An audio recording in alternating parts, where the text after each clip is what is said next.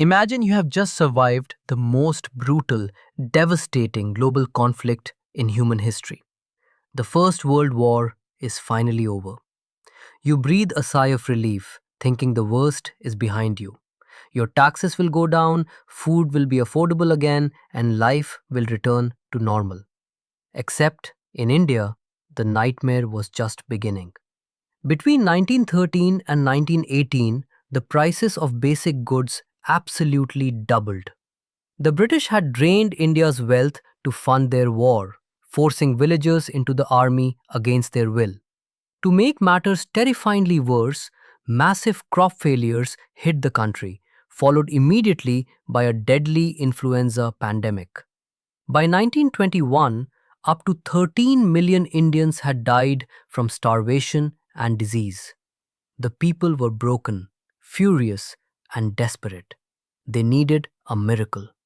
And right at this boiling point, a new leader stepped onto the stage with a weapon the world had never seen before.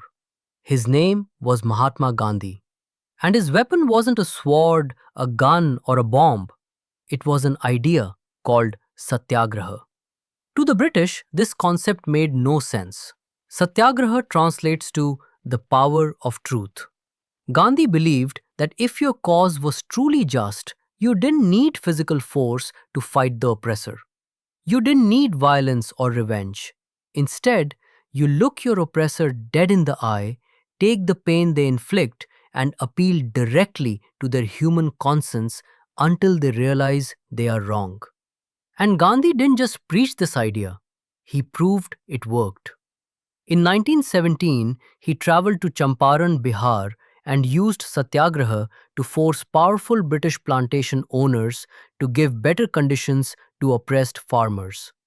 That same year, he went to Kheda, Gujarat, helping peasants whose crops had failed demand a relaxation in brutal tax collections. In 1918, he did it again in Ahmedabad, securing better wages for starving cotton mill workers. 3 strikes, 3 massive victories.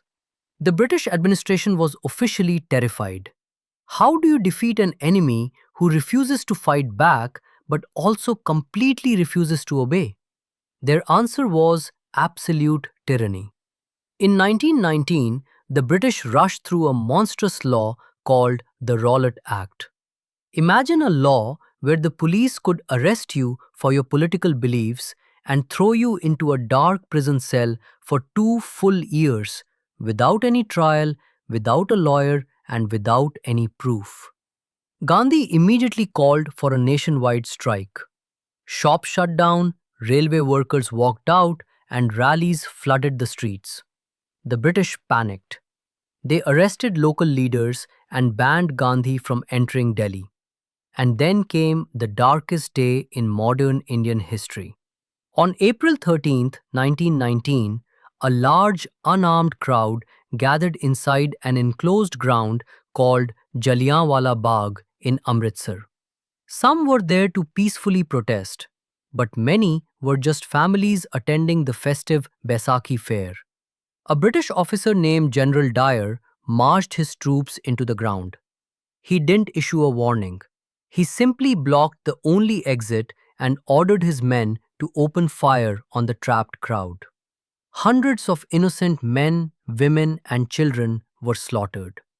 Dyer later admitted he did it just to create a feeling of terror and awe. The country exploded in absolute fury. Strikes, clashes with police, and attacks on government buildings erupted everywhere. But the British response was horrifying. They forced peaceful satyagrahis to rub their noses in the dirt, crawl on the streets like animals, and suffer brutal floggings. Seeing the violence spiral completely out of control, Gandhi called off the movement.